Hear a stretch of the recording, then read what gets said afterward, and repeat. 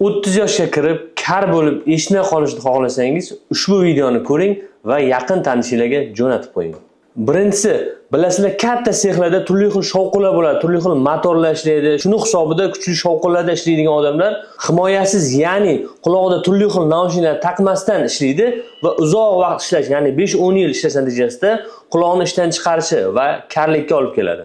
Ikkinchisi, eng asosiysi, ya'ni gentamicin, kanamicin, niamicin shu kabi gruppalarga kiruvchi dorilarni shifokor nazoratisiz tez-tez qabul qilish natijasida butun umr karlikka olib keladi. Bu dorilar qanaqa kasallikka olishdan qat'iy nazar eshituv nervini zararlaydi va bolani yoki katta odamlarda butun umr karlikka olib keladi. Uchinchisi, quloq pardasi teshik, surunkali, quloqdan yiring oqadigan, doimo quloqda muammosi bo'lgan bemorlar shifokorga bormaydi va quloq pardasini tiklatmaydi. Buning natijasida uzoq vaqt yiring oqishi eshituv nervini jarohatlanishi, eshituv suyakshalariga qaytmas jarayonga olib kelishiga sabab bo'ladi. Bu esa eshitishni yo'qotilishiga ham katta sabab bo'ladi. Shu yuqoridagi 3 ta holatlarga e'tibor beringlar va uni bartaraf qilinglar. O'shanda quloqingiz sog'lom bo'ladi va eshitishingiz doimo saqlanib qoladi.